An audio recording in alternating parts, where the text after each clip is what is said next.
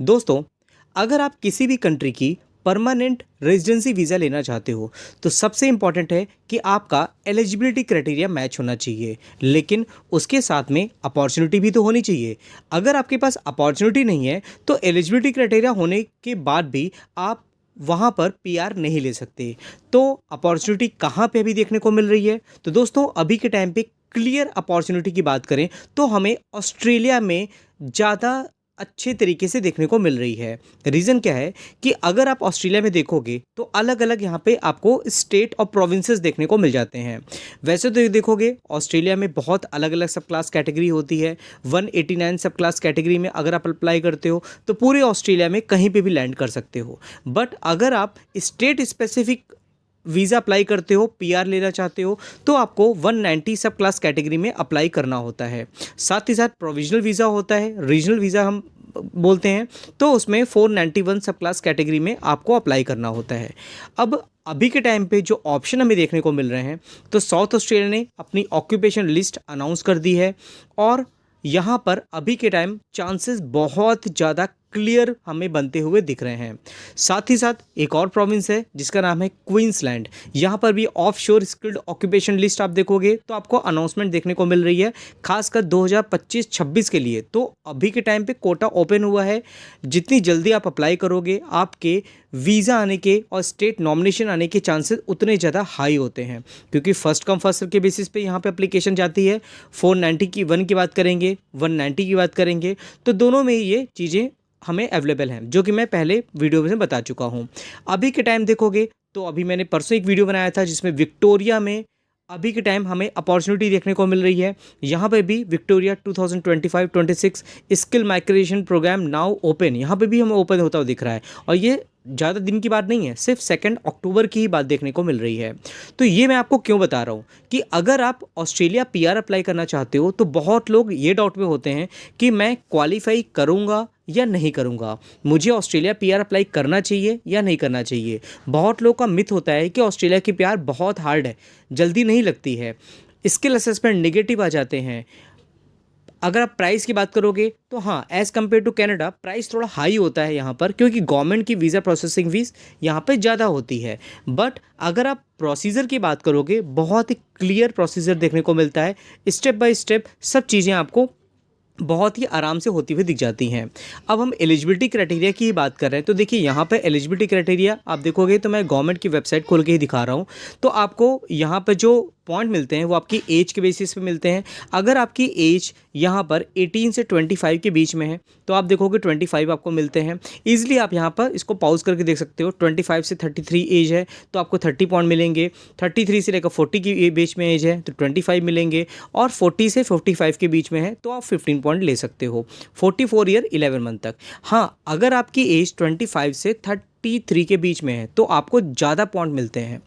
अगर हम आइल्स की बात करते हैं तो देखिए यहाँ का जो इंग्लिश प्रोफिशिएंसी होती है वो थोड़ा कनाडा से डिफरेंस होती है।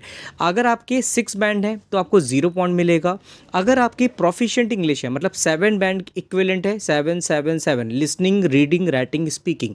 अगर हम अलग अलग मॉड्यूल की बात करते हैं, लिसनिंग रीडिंग राइटिंग स्पीकिंग, सब में अगर आपके 7 बैंड है तो आपको 10 पॉइंट मिलते हैं। सुपीरियर इंग्लिश मतलब क्या होता है, अगर आपके लिसनिंग रीडिंग राइटिंग स्पीकिंग अगर सब में 8 बैंड है तो आपको 20 पॉइंट मिलते हैं। तो इस तरह से आप मैक्सिमम पॉइंट यहाँ पे ले सकते हो। अब ऐसा नहीं कि 6 बैंड है तो आप क्वालिफाई ही नहीं करोगे। अगर आपके 65 पॉइंट बन रहे हैं और आइल्स में आपके 0 पॉइंट है, मतलब अगर आपके कॉम्पिटेंट इंग्लिश है, 6 बैंड आ रहे हैं लिसनिंग रीडिंग राइटिंग स्पीकिंग में, तब भी आप अप्लाई कर सकते हो, खासकर 190 सब क्लास कैटेगरी में।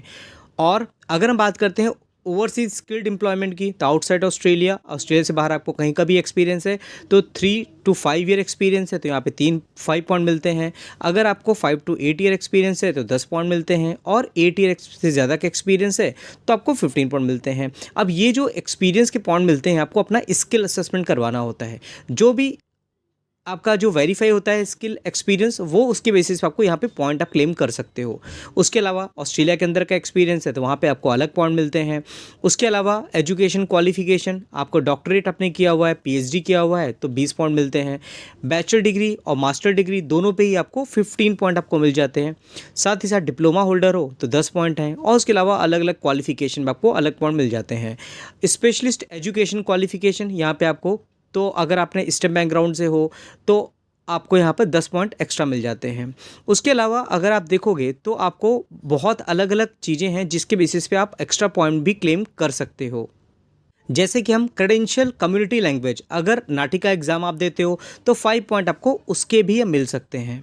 उसके अलावा स्टडी इन रीजनल ऑस्ट्रेलिया, उसके भी 5 पॉइंट मिलते हैं। पार्टनर स्किल के, अगर आप मैरिड हो और आपके स्पाउस का आप स्किल असेसमेंट करवाते हो और वो आइल्स का एग्ज़ाम देते हैं, कॉम्पिटेंट इंग्लिश आते हैं, तो 10 पॉइंट आप उनके भी क्लेम कर सकते हो। हाँ, उनकी एज जो है वो 45 से कम होनी चाहिए, और आइल्स का बैंड जैसे मैंने बताया आपको कॉम्पिटेंट इंग्लिश होना चाहिए, मतलब लिसनिंग, रीडिंग, राइटिंग, स्पीकिंग सब में 6 बैंड होने चाहिए।